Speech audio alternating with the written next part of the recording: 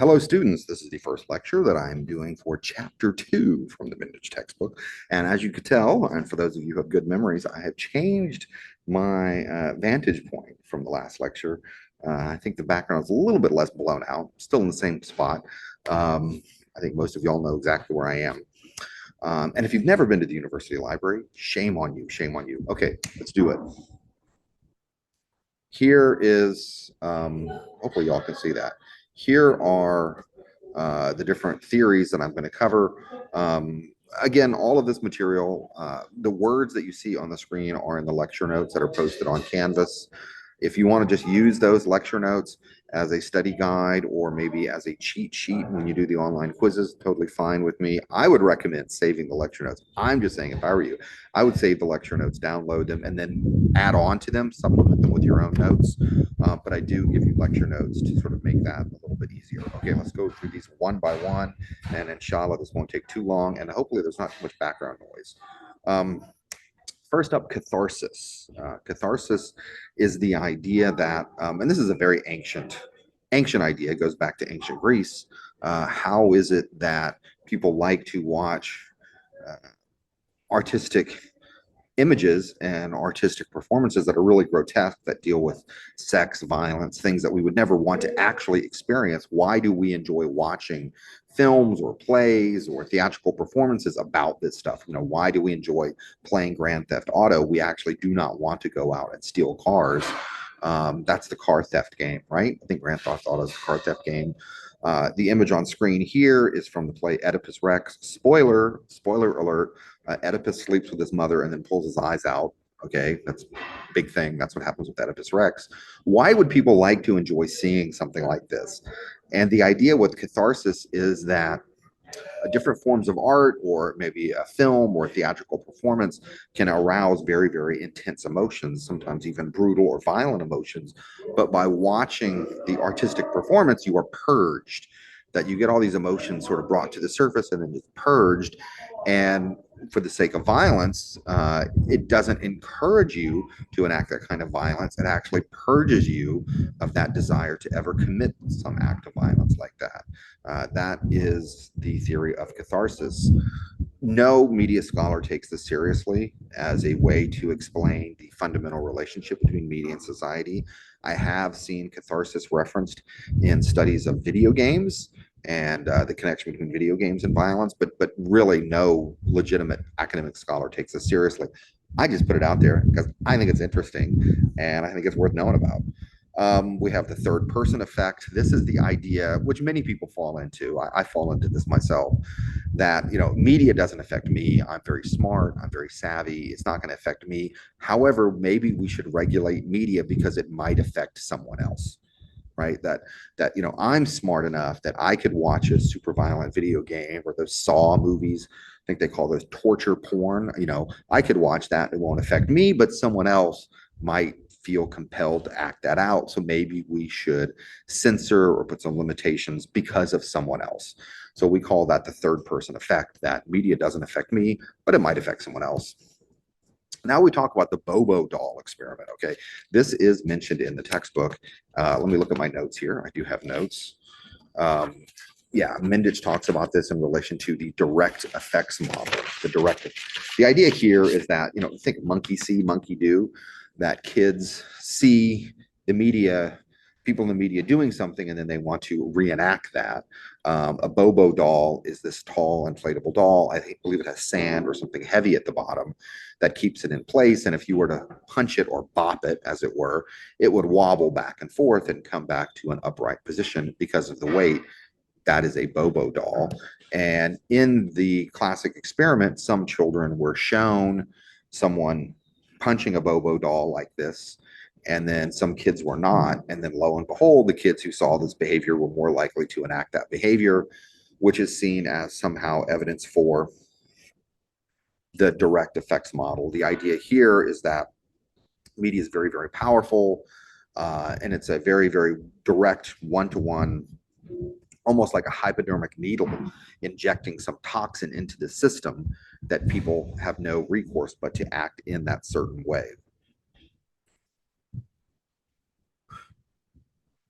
Now, there are criticisms of this experiment. There are criticisms of all experiments.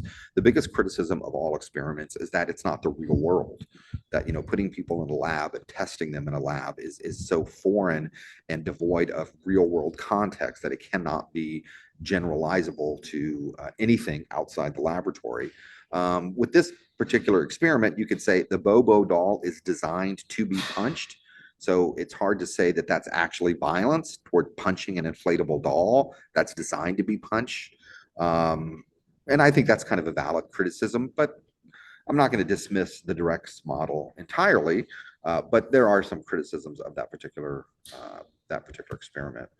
Now we bring up the invasion from Mars. Many people know about this. You may have learned about this in high school or perhaps even in another college class. The myth, I repeat, the myth is that 1938, Orson Welles and his team, I think it was the Mercury Theater, they did a version of the science fiction novel War of the Worlds, but they depicted it as a real world news event. They depicted it as a real radio broadcast. Someone interrupts, Martians are invading. The myth is that people freaked out, screamed, ran outside, committed suicide, got their guns out. The truth was that the panic was very minimal and it was not widespread at all. And when scientists, beginning in 1940, scientists go back and study this, like how many people actually freaked out? How many people actually thought that this thing was true? It's a minority of the population. Now, was it 15%? Was it 20%? Was it 25%? We could quibble over the numbers, but it most definitely was not most people. Most people were smart enough to realize that what they were listening to was a theatrical performance. I believe that one of the reasons the myth persists, and we like to tell the story of, oh, people were dumb, people freaked out, is that we want to think we are so smart. In the 21st century, we are so smart, and our forefathers weren't so smart, and aren't we smarter than them? That's not the case. I think our forefathers and our ancestors were geniuses. I think they created the blueprint for the modern world in which we live. So you can't say that they were dumb and nothing they did amounted to anything, nor could you say they were not critical thinkers. Okay, that's not true as well. I think we are flattering ourselves to say that we are any smarter than people who lived before us. I think in some ways we may be less smart. But anyway, the invasion from Mars is a very, very famous academic study of a very, very famous incident, the 1938 War of the Worlds broadcast. And this study is associated with the limited effects model. Okay, this is the idea that media really doesn't have much of an effect, that other things affect people's behavior, and media might be a contributing or a supplemental factor, but rarely, if ever, is the media the main cause of anyone's behavior. Cultivation is an interesting, it's kind of a variation on the limited effects model that comes back to having a powerful effect. The idea here is that if you watch enough TV, one TV show may not affect your behavior, but if you watch hours and hours and hours of it for years and years and years of it, and if the media messages are just skewed from reality just enough that over time, there actually can be a powerful effect. Like, if each year of watching television, say, alters your perception 1%, hypothetically, I'm speaking broad hypotheticals, if each year of watching television alters your behavior 1%, by the time you're 19 or 20, you have now a 19 or 20% effect, or maybe even more than that if you compound the interest. You know what I'm talking about. Over time, it actually could have a more profound effect. And after decades, it could have even a more profound effect. Associated with the idea of cultivation is the idea that media and the various forms of media send out very, very similar messages. One of the messages is that the world is violent. We live in a violent world. You are going to be robbed. You are going to be attacked. And the reason for that is that so many of the stories, TV shows, films, et cetera, that we watch deal with violence because violence is a very, very easy story thing to write, right? If you think about the classic conflicts in literature, man versus himself. Well, that's kind of boring. No one wants to see a man sitting in a room having an existential thought process. Man versus nature. Well, it's kind of expensive to shoot outside, and you really can't control the elements. But man versus man, one guy shooting another guy with a gun, one guy punching another guy. Yeah, that's kind of easy to write. That's kind of easy to script. And what the heck? Why don't you throw in a woman taking off her shirt? That's probably the cheapest form of special effect that you can do, is throwing in some naked flesh right there. You get enough messages like that, people are going to develop a worldview that the world is violent and that women are sexual objects. When that's not the case, or at least it shouldn't be the case. But that's the idea of cultivation, that each message itself is not significant, but over time, there's sort of a cumulative effect, and people are going to begin to think the world is mean, the world is violent, that old people act a certain way, certain ethnic groups act a certain way because of the stereotypes that we see over and over and over again. This is called cultivation theory, associated with George Gerbner. Gerbner is the guy who developed cultivation, and I'm doing an incredibly simplistic summary of it, but that's the gist of cultivation, that over time there can be a cumulative effect. Gatekeeping is a concept which you should definitely know. It's going to be a big concept in the class. Uh, Gatekeeping started as a way to explain how food ends up on the table. Think about that, how foods end up on the table, right? If you look at someone's dining room table, how did that food end up there? Well, you have to look at the farm. What food was grown on local farms? What food could be transported to the grocery store that serves you? What was in season? What are your tastes? What are the regional tastes? So there's all these different factors. These factors can be thought of as gates. Well, someone said, what if I apply the same gatekeeping model to information? How do we explain why certain news items end up on the television news or end up in the local newspaper? They have to pass through a series of gates. The original study was by a scholar named White, looked at the way a news editor from a small newspaper selected story from a news wire. A news wire, we still use that term, but it actually literally was a telegraph wire decades ago. News would come in, just short news tidbits, president shot, war in China, fire in Korea, whatever, just a little tidbit. And then the editor has to select which story he wants to reprint, and which story he's going to reject.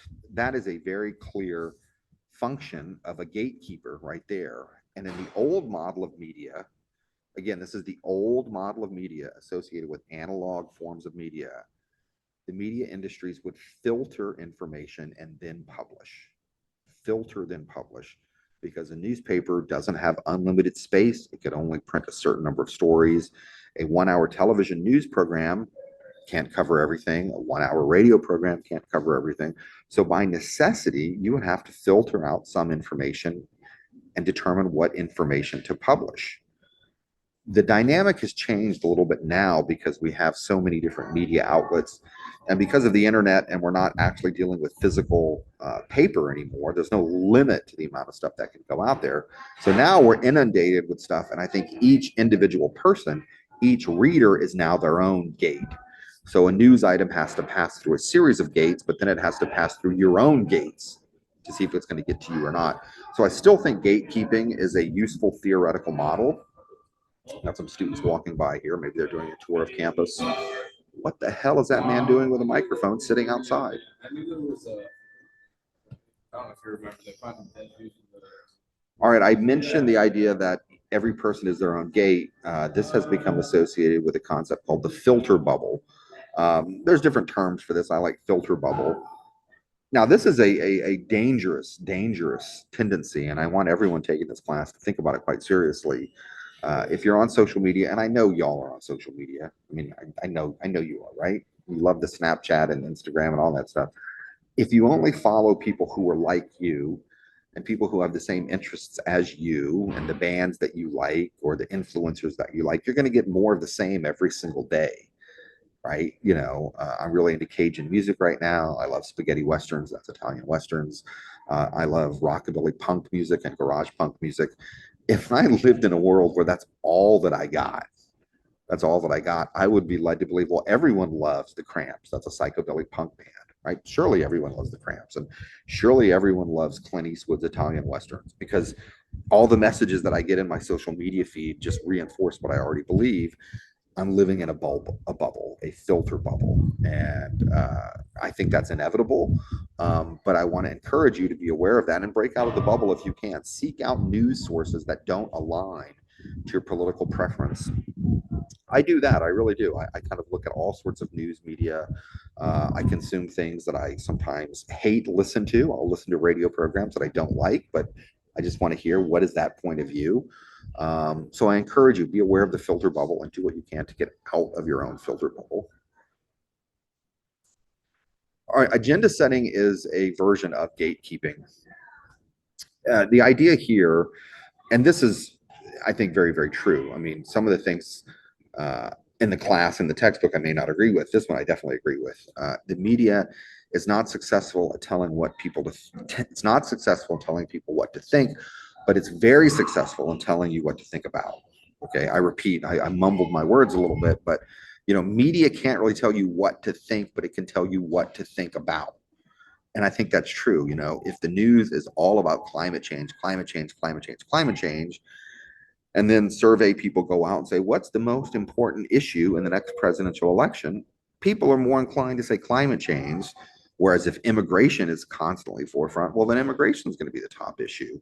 So I think agenda setting is definitely something that happens. And related to agenda setting are the terms that are used. Okay. If we want to talk about a particular issue, the words that we use to talk about it can have meaning and significance and can influence the way you think about it. Here is this guy was actually a lawmaker, some type of elected representative in North Carolina, refers to Black Lives Matter protesters as thugs and vermin. I think it's safe to say from this that this individual does not support Black Lives Matter, right? I think that's a fair assumption.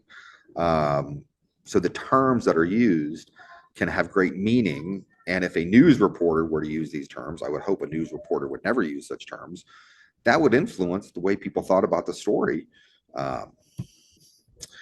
The move to rename monkeypox as mpox to remove some type of stigma from the term monkeypox. I don't see how mpox is any better than monkeypox. I'm just saying, what does the M stand for? It's like KFC. How is that better than Kentucky Fried Chicken? We know what it's supposed to stand for, but anyway, that's a thing. What do we call people who do not have a permanent place of residence? The term homeless used to be very popular. Now we see a move towards houseless or people who are experience homelessness. I'm not advocating one or the other. I'm just saying that there are values associated with the different words and that there is a push now to change the way we describe such individuals. Marriage equality is another term. If you use the term marriage equality, probably suggests you are in favor of it. If you call it gay marriage, it might suggest you're not in favor of it. Same-sex marriage is another term. So just the term that reporters use could influence the way people think about it. I am in favor of marriage equality as a term and as a concept. And then what do we call undocumented immigrants? I'm in favor of that term. I like that term. I do not like the term illegal aliens, and I really dislike the term illegals. That is a loathsome term, and it comes with a lot of negative connotations, and it suggests that this is somehow a criminal activity, where another way of looking at it could be as a human rights issue.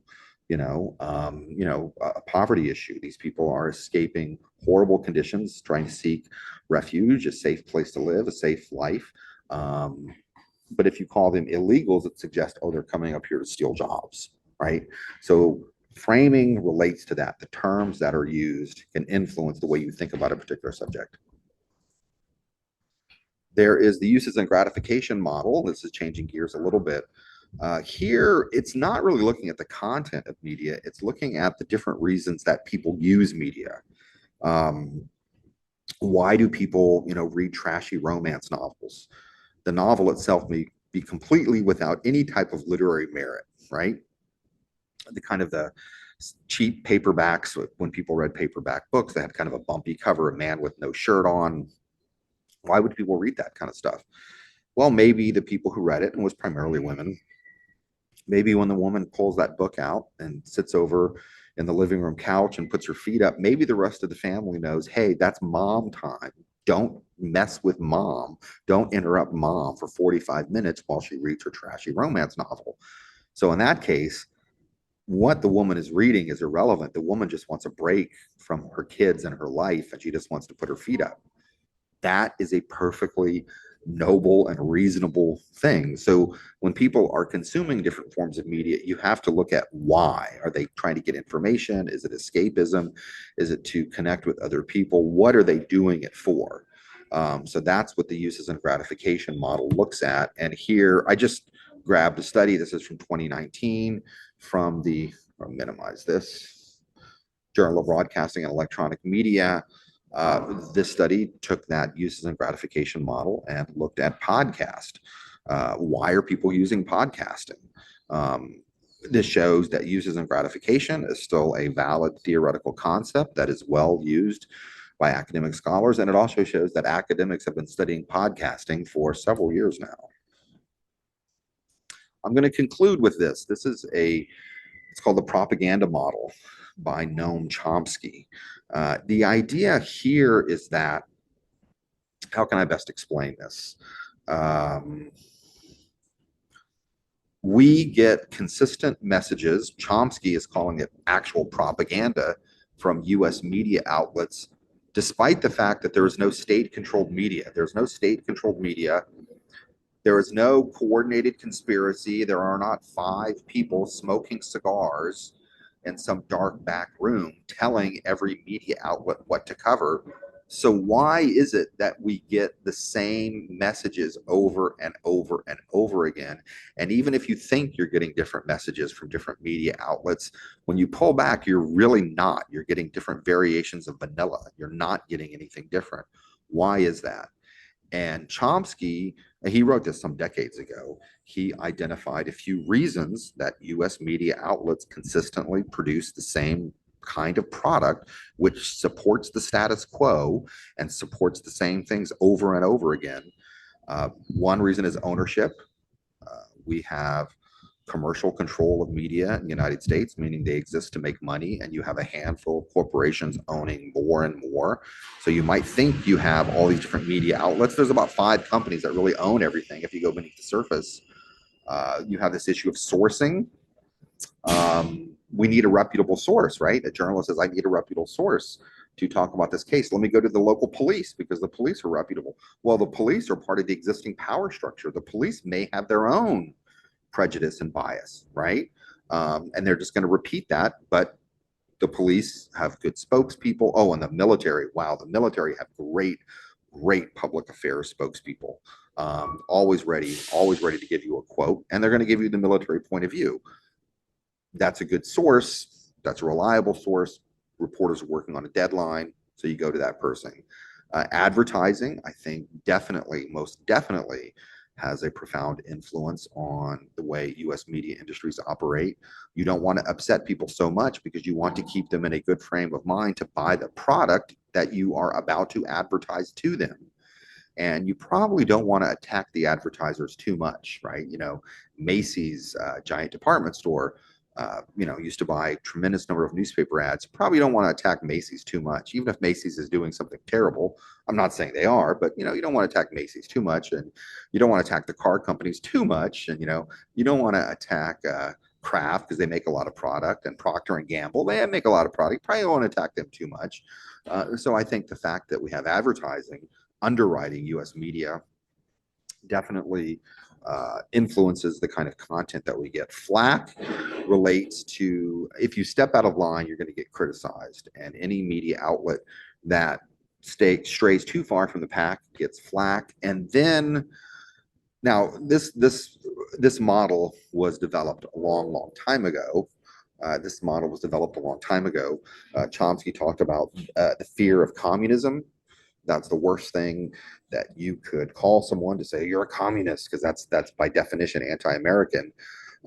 So people would behave in a certain way and promote certain points of view because they don't want to be called a communist.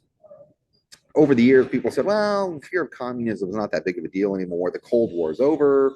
I still think that's that's a buzzword. If you want to criticize someone and you don't have any reason to criticize them, you can just call them a communist. I still think that's a fear, or terrorist now. Maybe, if you want to say someone is anti-American, just say they're a terrorist. That's another thing. Anyway, I'm not saying, I'm not saying I believe Chomsky's propaganda model. Okay, I'm not saying I believe Chomsky's propaganda model.